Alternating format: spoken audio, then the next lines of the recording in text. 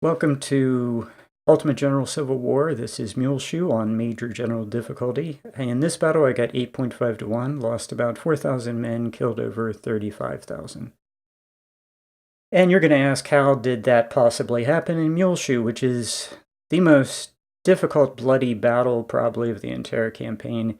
And the answer is I'm highlighting it. I went out and bought a bunch of 10-pound parrots, everything that was in inventory. I have probably 65, 24 howitzers. But I'm not bringing howitzers to this battery. I'm bringing as many 20-pound parrots, 6-pound rifles, and 10-pound parrots that I possibly can. And there were a bunch of 10-pound parrots to buy. I bought them. All of my infantry has 61, 61s, except for a couple of really good units that have 63s. And the long-range rifled cannon made a huge difference because the enemy has as many cannon as I do. The enemy has, I wrote it down, I think 160, well, we're about to see, 216 stinking guns, 216, and mostly Napoleons and 10-pound parrots. 45,000 men, I have just short of 39,000. I have 219 guns. And the enemy, I was able to defeat scaling pretty much, keep the numbers down. But even at half size, the enemy scaled up 2,000. So you come in, and I moved to this position and wait for my artillery to come up, and I edited that out because it's kind of boring. But my strategy is this. I'm going to bring in 1st Corps to the north and just blast away with my best 20-pound parrots and 10-pound parrots and try to take out as much of his artillery as I possibly can. 2nd Corps comes in, and they're going to move around to my right, and there's a pretty easy, the easiest place, and it is very easy, I think, to break the enemy line on the Union right, the Confederate left, and then roll up the entire position. And that's what I'm going to do. I'm going to roll up the entire position.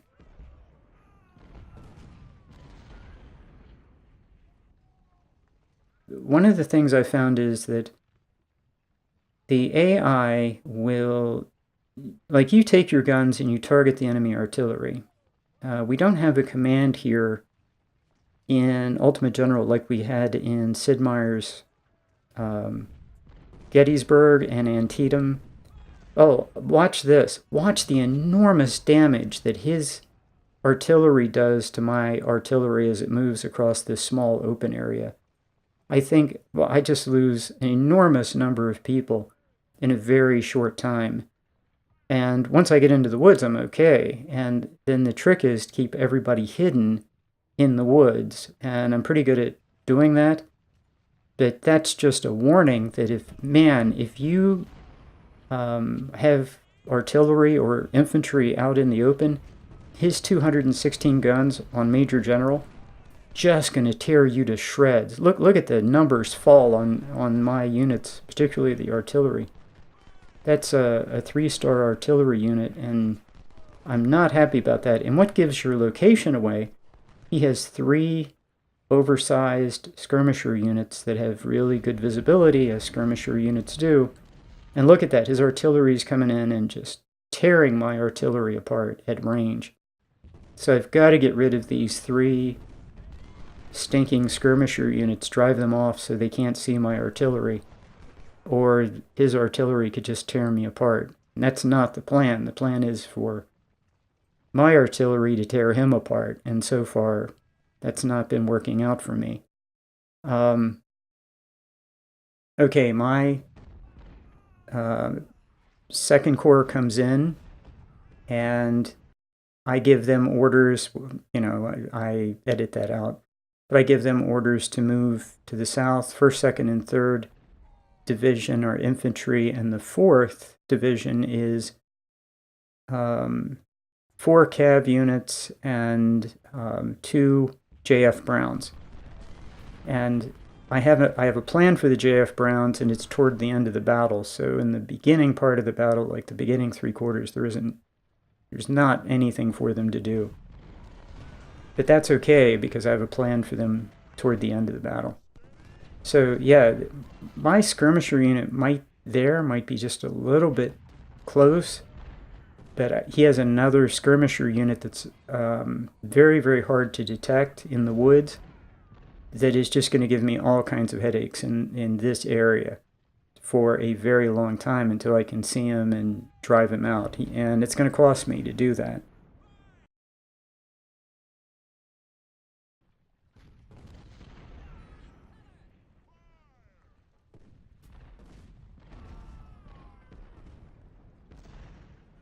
In Sid Meier's Gettysburg, you could set your artillery to just fire at other artillery. So there was a switch on your unit. You could say fire at everything, fire at just infantry, fire at artillery. And if you had that function here, boy, that'd make life so much easier, because what happens is the AI you'll tell your units to fire at an artillery unit, and they'll fire at that unit for a while. You'll go do something, you'll come back, and they're firing at entrenched infantry where they're just wasting ammunition and money. Complete waste. And then you'll tell them again, and I've edited that out because I have to do it a lot. No, fire at this artillery unit. And then you'll go do something for a minute, and you'll come back, and they're firing at the wrong unit. And you have to do that over and over again. And I have a lot of artillery, so I have to spend a lot of time in this battle telling my units over and over again, fire at artillery. And it would just be so much easier if there was a command on your artillery that you just wanted them to fire at artillery, and that's it. And then for your 24-pound howitzers, you give them a command, only fire at infantry, because firing long range with 24 howitzers is a complete waste of time. So they might as well fire at the infantry, which is closer. So if you had a command where all your rifled guns always targeted artillery and all your smoothbore guns always targeted infantry, that would be rational. So, but what you have to do is you have to order your units. You have to micromanage them, and not only micromanage them, but you have to continuously micromanage them, because the AI will, for some reason that I don't completely understand, give really stupid orders to your units to fire at where you clearly told your unit to fire at this artillery. Now, sometimes it happens an artillery unit, is destroyed, or you lose visibility of a unit for even a moment, then everybody targets the closest unit. So that happens too. But there's an awful lot of times where the AI overrides my commands for no good reason. So anyway, that's just a heads up. You have to keep an eye. You have to hit pause, and you have to keep an eye on where your artillery is firing, or you won't be doing what you think you're doing. So in this case, I have 2, 4, 6, 8 rifled guns in first. I think 8 rifled guns in First Corps, and they will do a very good job. All 8 of them. What I want is all 8 to focus on one battery at a time and completely kill that battery, and then go to the next battery. So yeah, and we are going to get them all. We're going to get all. I think they have 260. We're going to get all 260 guns. So the job of the infantry is to roll up this line of infantry that he has. As I wipe out the artillery, and he doesn't have support, my artillery should be able to roll up his line. And the trick to this, you'll notice I killed 35,000 and only lost 4,000. Well, the trick to getting all 35,000, which is all you can get, he has 45,000 in the battle, but as usual, you can't get all 45 units shatter. about the most you can get is probably about the 35,000. I think most people get about 20,000. And the reason is the flag is right in the middle, and it's fairly easy not to trip the flag. But what you have to do is you have to kind of, well, I'll show you.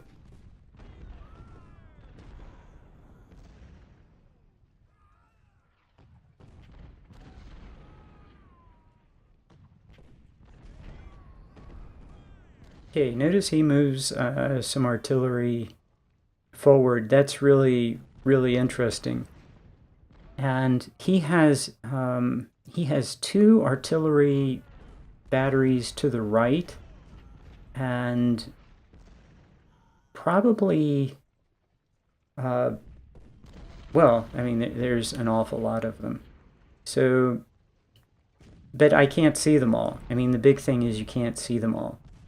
And so I'm making sure my officer, my commander, is giving me that plus 10 bonus, and you have to keep the supply wagons moving. One thing I did find out, having played this battle several times before, is if you bring all 24-pound howitzers, it is insanely expensive, and the 24-pound howitzers don't have any range. And even at long range, they don't do any damage. So 24-pound howitzers in the first part of this battle are completely worthless. So I edited out, but you could see that, making sure all my guns are firing at the most forward enemy battery in the open. That's where you do the most damage, when they're in the open. And so if you want to take guns out fast, target guys in the open. So the biggest thing about the 10-pound rifle or Parrot and the 20-pound Parrot is their incredible range. So I think I would be willing to start investing in some of the other long-range guns, which I've never invested in before. They're not as good as the 20-pound Parrot, but that range would be something that would be worthwhile having. Just have them sit back and chip away at the enemy's really good guns in a battle like this one. I can't think of any other battle where the enemy has so many good guns and taking them out is so hard. And the reason is that, well, 2- and 3-star units are occupying the fortified line. There's no way to get to those guns except through that line. And if you charge across the open, not only will his infantry be firing into you, and it takes a while to break that line, but the entire time he's hitting you with an enormous amount of artillery. And that's where you take all of your casualties. So, yeah, breaking this in some kind of a frontal assault is really brutal. Now you notice that I'm taking my time, and what takes the time getting everybody into position is the artillery getting all the way across the map.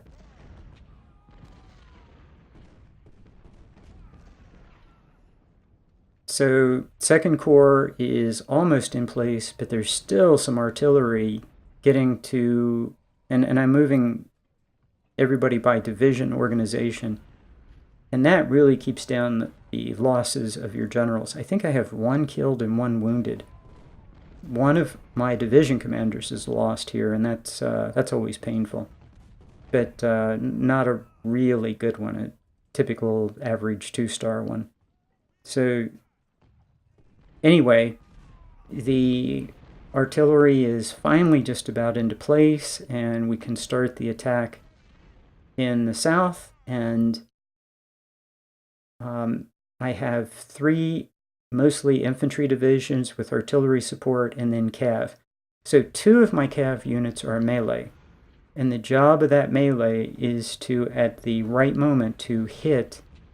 Now you'll notice I'll have like maybe 3 or 4 infantry and detached skirmishers and 6 artillery all firing on the same fortified unit, and then I'll hit that unit with a melee cav unit.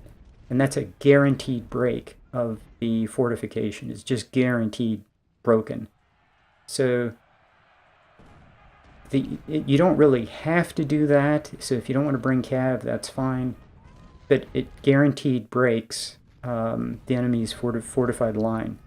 So if I did bring 2 melee units, so I could have 2 cav units attack anything that I really wanted to break. But if an infantry unit is isolated and doesn't have infantry and artillery support, that's overkill. So, I mean, you can do it, but it's just, it's overkill. It's not necessary. So if your cav is going to get caught with artillery and supporting infantry fire and take shots, you can count on losing 100 men every time you charge into melee. So my cav units are 450, so each one of them could charge a supported position maybe twice, maybe. Or if they both went together, maybe 4 times. So 2 each for 4, or, but you're going to take 100 losses if they charge alone. Here I'm shifting my fire to the detached skirmisher unit, because that is the guy who's causing me all the grief over here. My units should be hidden, but this guy makes them unhidden, and if they're not hidden, then they can be hit with his artillery. And look at the artillery he has rolled up. How many does he have? It's a whole bunch of artillery he's rolled up, and there's some still hidden over there, so yeah, don't really want to deal with all of that. Okay, so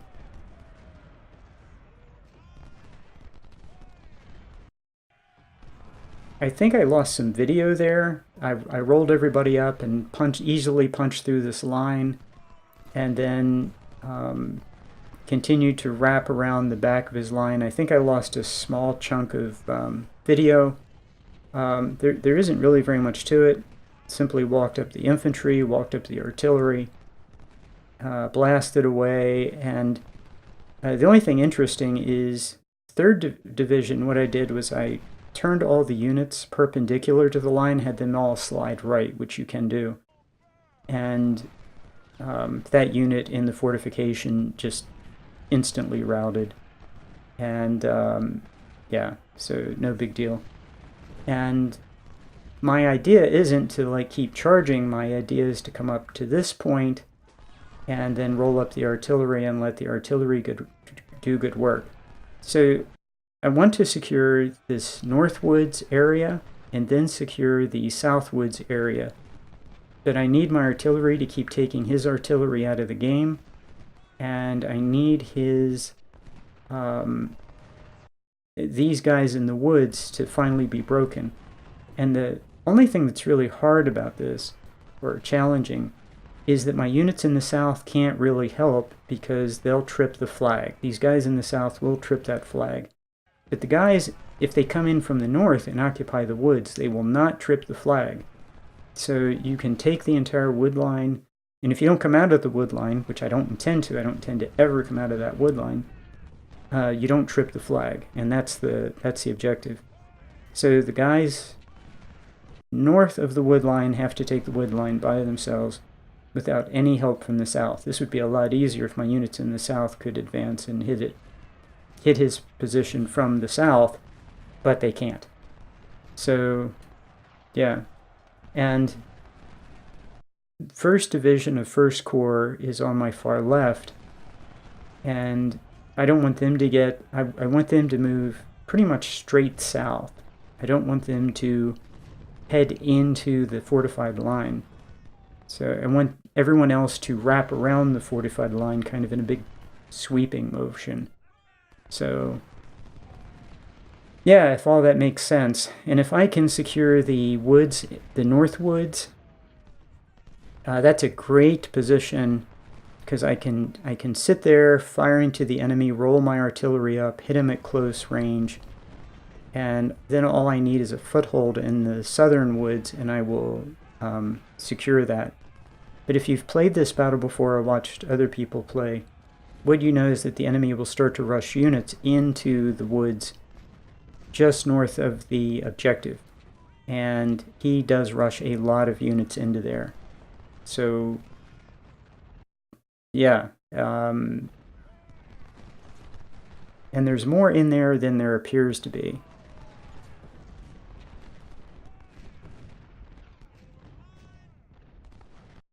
So yeah, I'm having people advance, and he has people blocking me.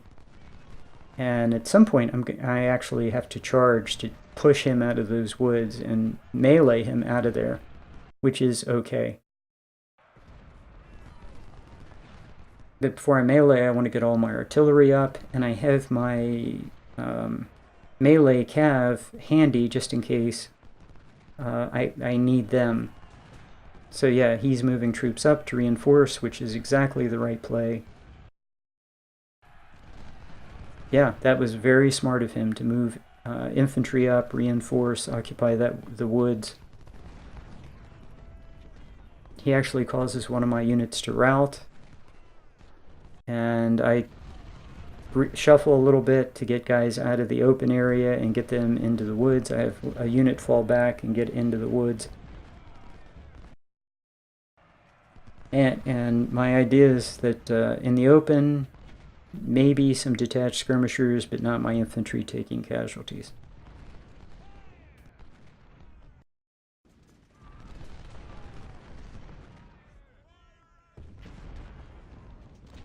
So in the north, 2nd and 3rd Division can now roll into the battle and actually have one of my units charge. And he has a 3-star unit, but I have lots of guys firing into the melee, and then as soon as he breaks, I have my unit get out of melee and just fire volleys. And he didn't lose very much in condition or anything. His morale is good. And the enemy position is broken. That's a supply dump right there. I'm real sure that I get supply from that location, so I'm going to roll up my artillery around that supply dump and have them all refill. And yeah, that's great. So he has 2 artillery units that I can see. I'm firing on both of them, and I need my infantry to get some shots on that guy to take that's closest. I don't want to take a bunch of canister from him. So yeah, and so we've successfully now swept all along his fortified line, and we've taken out all of his artillery now, pretty much, except, oh, there's a unit that pops in and out of visibility, but I remember I saw him when he popped into visibility. So he has more artillery than I thought he did, and those are some of my 3-star units that are now in canister range, and I'm real concerned. So one of his infantry just died. He only has 2 left. I think these are the last 2.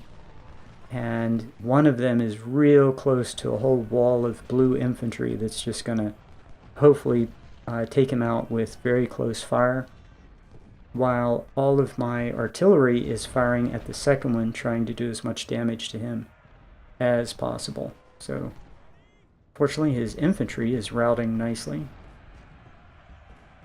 Yeah, he charges my unit, and I just have my unit back off and let the guys that were behind that melee point just fire volleys into him. I've rolled up my artillery. He can't push my units off. He can't do it. I have way too much artillery now in support, and it's way too close.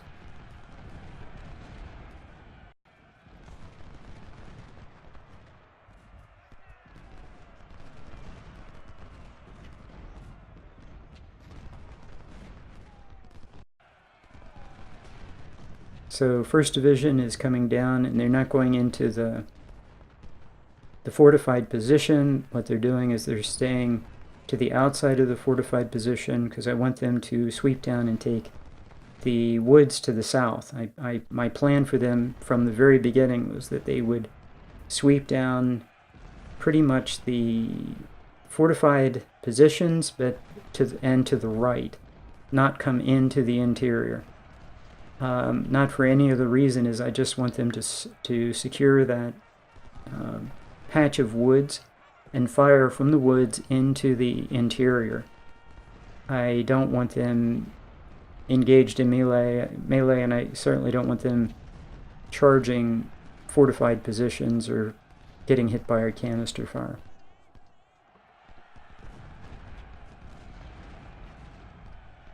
I actually charged. Some of his infantry was being very stubborn, so I actually charged with infantry and had my melee cav even get involved, and he had like 3 really stubborn units there, and when one of them broke, then the other 2 broke right afterwards.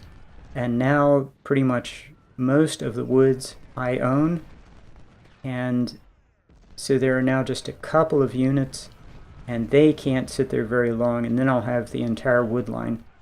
The moment I have the entire wood line, in my mind, the battle is completely won. And my goal was from the very beginning to not take the flag, but to wipe out the enemy. And so now it's payoff time. So I've taken some casualties getting to this point, but now it's time to cash in. And the cash in is roll up the artillery and just blast away and get free kills, basically. So he still has a lot of men. Look how much that red bar is. He still has a lot of men, but the moment I have the wood line, it's just cash in time. It's just, I should take no more heavy losses. Most of the fighting is over. Yeah, he can charge up and, you know, do what he's doing right now with a couple of units. But this is kind of like the last gasp of his army. And from this point on, it's just slaughter time. And this is where the JF Browns really come in to their own, because they can sit right in front of my infantry and just deliver that long-range fire. And they're going to have a very good day too, even though they basically sit out 3/4 of the battle. So all I have to do is not trip the flag, which is very easy. I don't have any intention of taking the flag. I just want to take the wood line and any efforts that he's making. Pretty soon all of my artillery will be moved up, and this will be just a slaughter.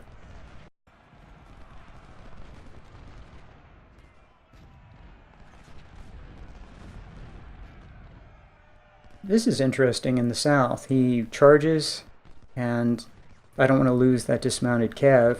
I don't want to take casualties there. So I want that infantry unit to charge, but that infantry unit doesn't want to charge. Not entirely sure why.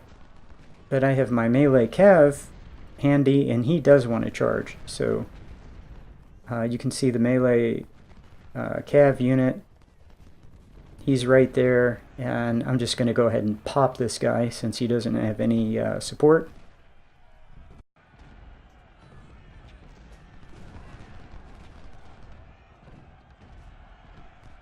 And the melee cav just, yeah. And I get him out of there before he gets hit with any infantry. Yeah, the enemy's artillery is gone.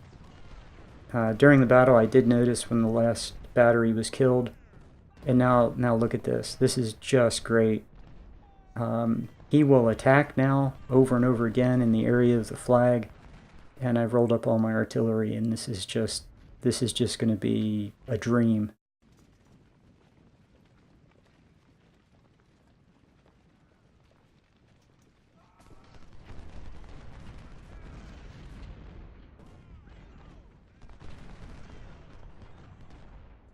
So I'm adjusting my line a little bit, not very much, and moving the artillery just a little bit closer to the front line to get better, more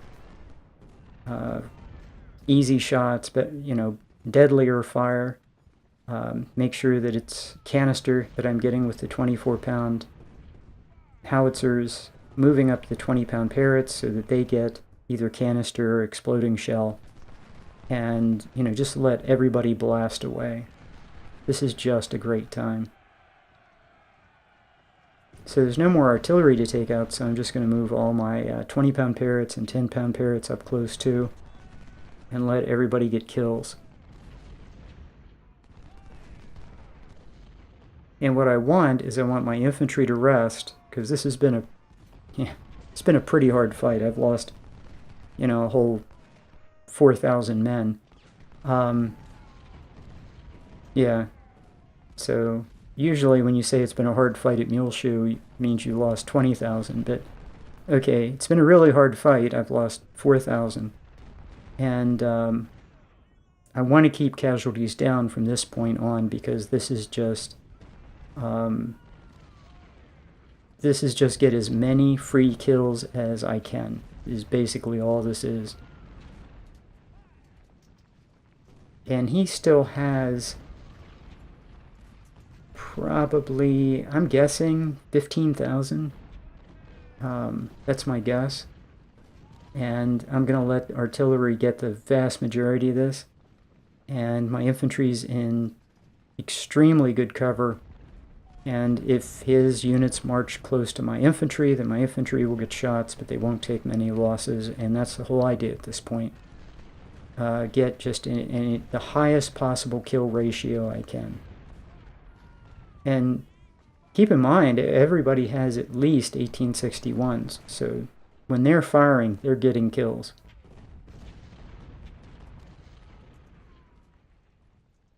Yeah, the JF Browns are getting shot after shot after shot. I should be micromanaging them to make sure that they're shooting as quickly as possible. They could have gotten more kills if I'd micromanaged them better. But yeah, that cav unit just charged up and got shattered. That's what we want to see.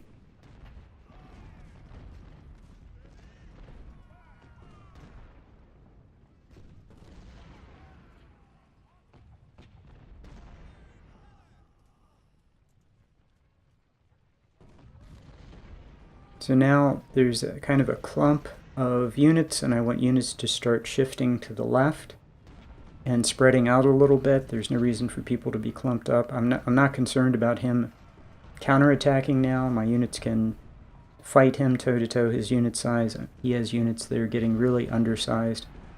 So I'm not the least bit concerned about him charging or putting up any kind of a challenge to any of my positions.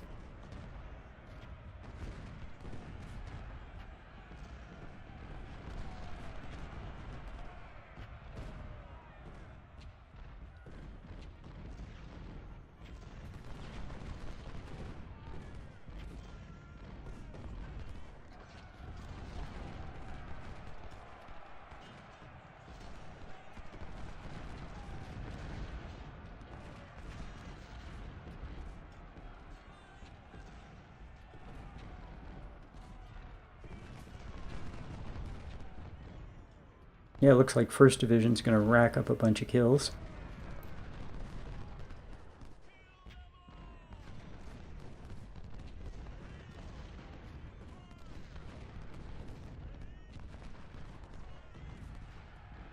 Yeah, he has more units also attacking at the same time at the flag, and that's suicidal.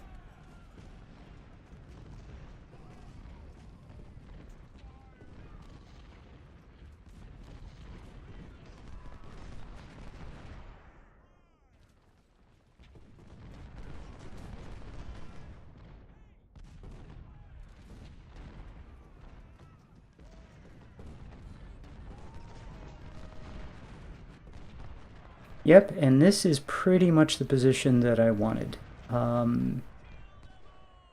noticed that he kind of goes right and left, and there's kind of a hole in his line, or this area that he... Oh, the commander, the officer that got killed, just got killed. He's a division commander.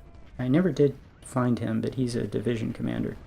Or I don't know what he is. I don't know. I had a... one killed, one wounded. One's a division commander. One is a unit commander. I think the first guy that got killed or wounded was a division commander. I think this one is a unit commander. So, yeah, I didn't notice which unit lost an officer. So if I had, I would have merged him in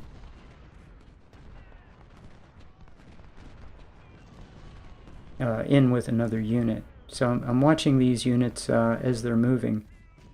Yeah, he's going to march north right into a hail of bullets, and that's not going to last long.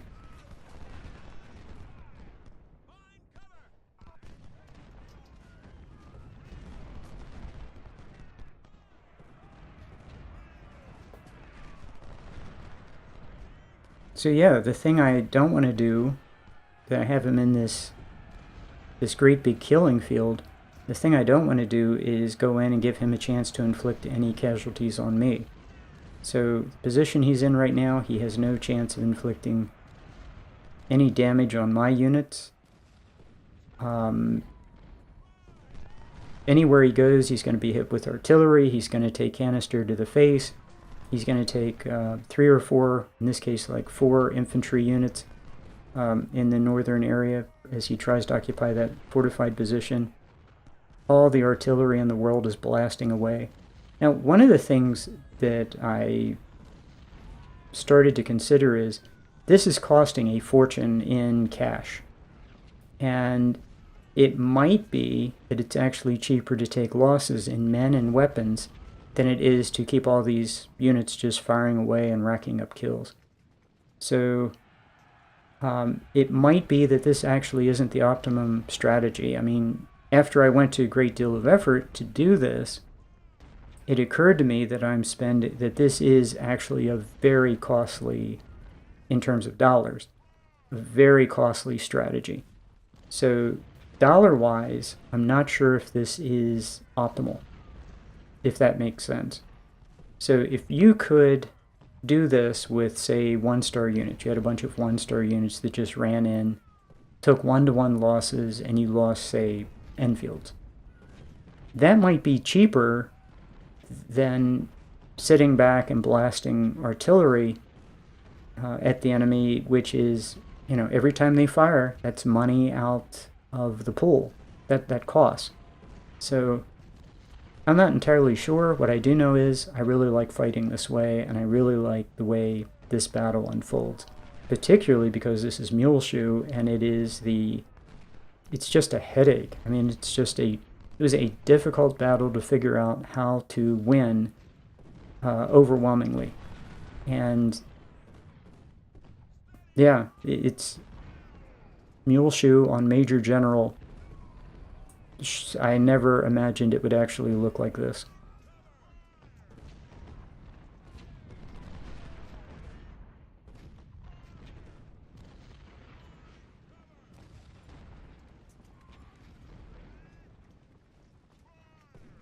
So you probably noticed I'm moving my cav to the other side of the battlefield. I would like for my cav to get some more kills and some experience, and the enemy is going to, at some point, have to retreat. First thing I'm going to do is snag his supply. That'll be nice. But he's going to have to retreat somewhere. And he's going to retreat. I've done this on Brigadier General. He always retreats to the bottom right corner of the map.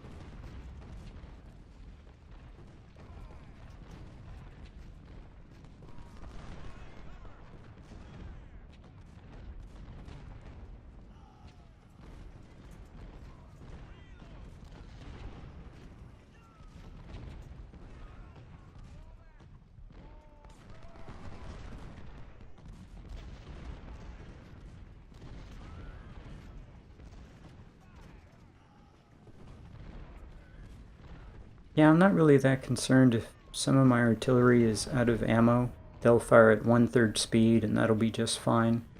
I did think about moving my other ammo wagon around, but No, I'll just take the extra time.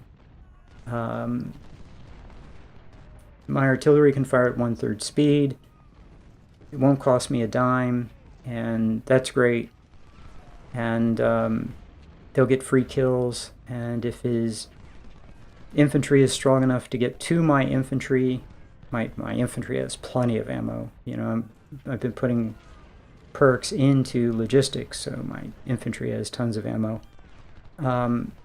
If he does happen to get to my infantry, well, he takes, 4 units blast into him, and his units will shatter now because they've taken so much damage.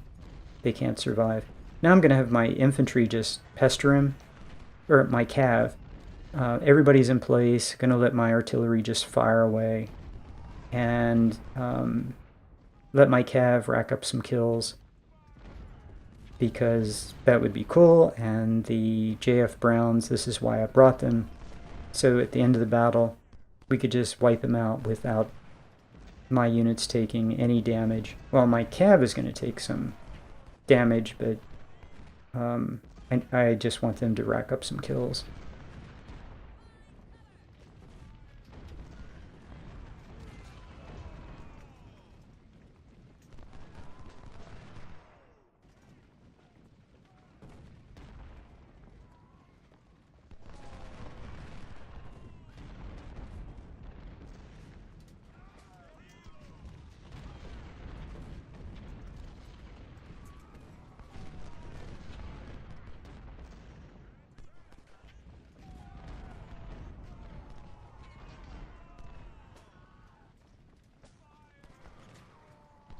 Yeah, I'm also thinking I'd like for the melee cav to capture some of the enemy units, because I don't know why I even bothered, because I have over 100,000 men, but I thought, well, why not just capture 1,000? I mean, you get to capture 1,000. Why not? So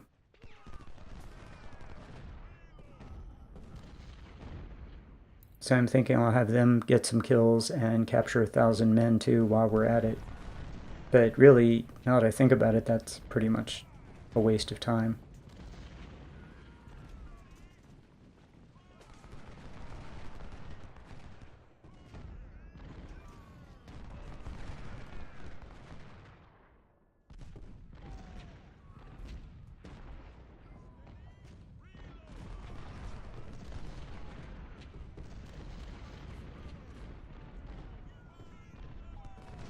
So yeah, I'm going to have these guys dismount and just fire volley after volley into the enemy. Yeah, consider that everybody, if you're looking at this like a clock, at 12 o'clock and then everything to the left, they can't really advance. They'll trip the flag. And that's kind of silly if you think about it.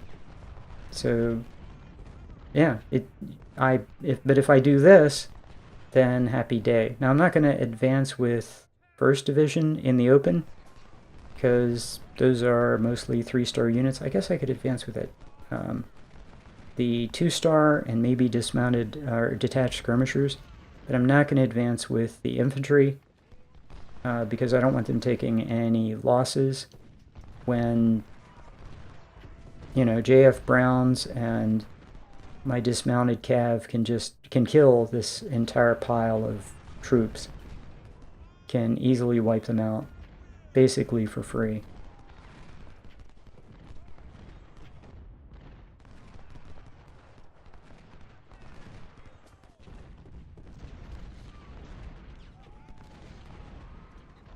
So yeah, I just found the commander that died. It's a 2-star. Looks like it's a 2-star unit lost a general. So yeah, that's interesting.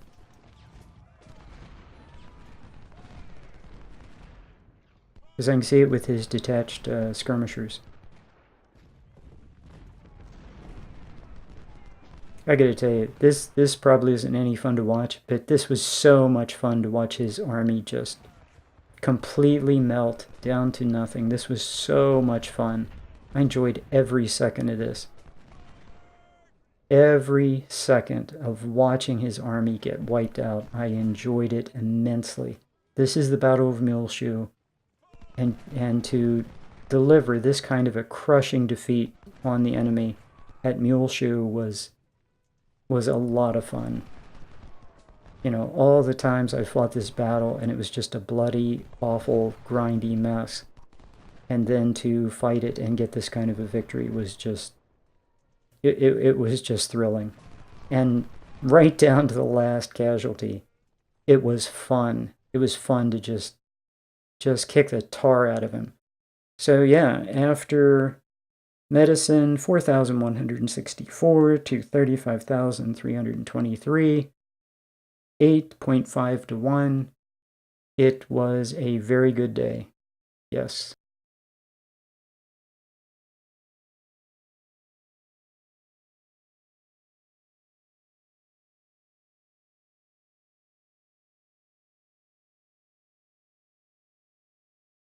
So yeah, I think I'm a little bit stunned. It looks like I lost a gun. I lost one gun.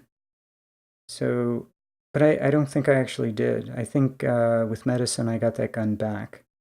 Pretty sure. So yeah, but 70 artillerymen. That's a lot. And a lot of that happened right in the opening with those two units that got caught, where his skirmisher saw my unit and was able to, and then all 260 guns or whatever he had opened fire on my two units and inflicted those casualties.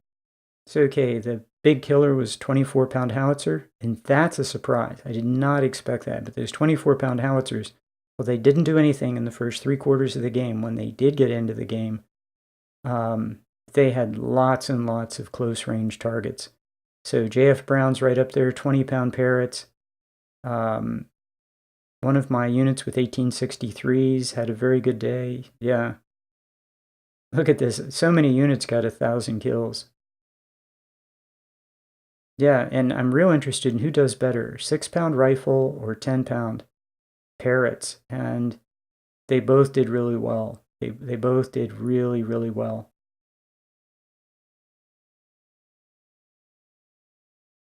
The Iron Brigade is no longer my best unit. I have some other units that are now better efficiency.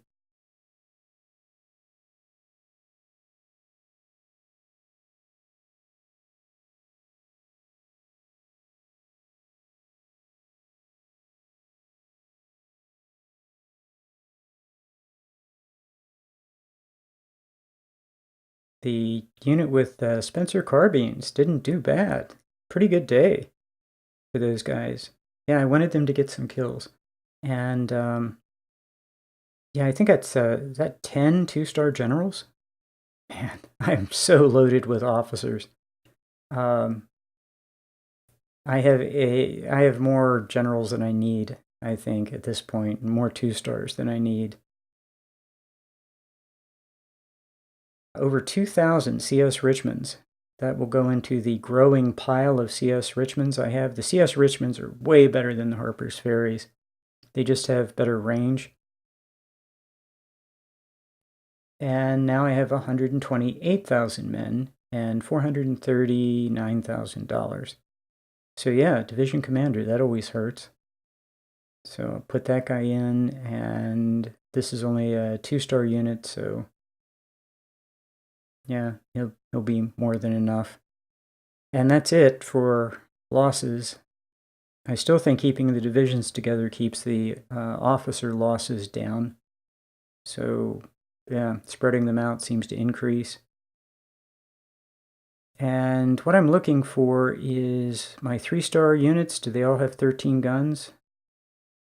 And they seem to. I'm not seeing a 3-star unit that has only 12 guns, unless I'm missing something. The only thing, I want to just take a look and see if all my units have over 1,000 men. 2-star units, I don't really care. That's pretty cheap. Those are cheap to fill up to 1,250 if they're at 900.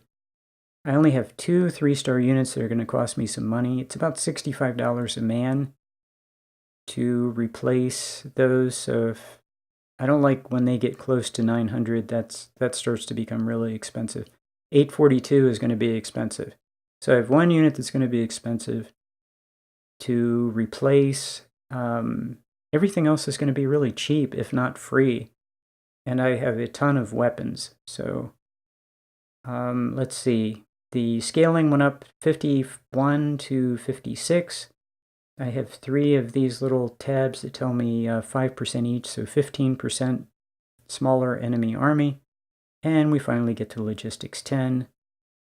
And yeah, if you've noticed, I'm not putting anything into politics, and I don't think I'm going to for the entire campaign. Just because that's something cool to do. This is not going to be terribly expensive. And I have 1,200 1863s. I don't need all of those. I think I'm going to buy these 8,000 1863s, though. And because I've already bought all the 1861s, I'm going to keep all these CS Richmonds. Those are, man, I have 8,000 of those. No Tyler, Texas's. I can probably get rid of the Harper's Ferries, except my plan is to give any green units Harper's Ferries. I have an insane number of 24-pound howitzers, 65 10-pound ordnances. What am I doing with those guys? And 28 6-pounders for ballast units.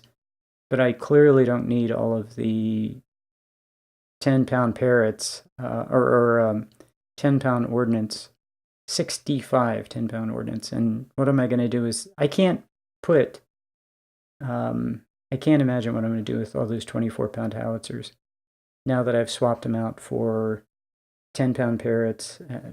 I don't know. They might come in handy. So lots and lots of cav weapons. I'm going to build some more cav units for Richmond. And that's pretty much it. I guess we're ready for Cold Harbor. And I'll see you there. Thanks for watching.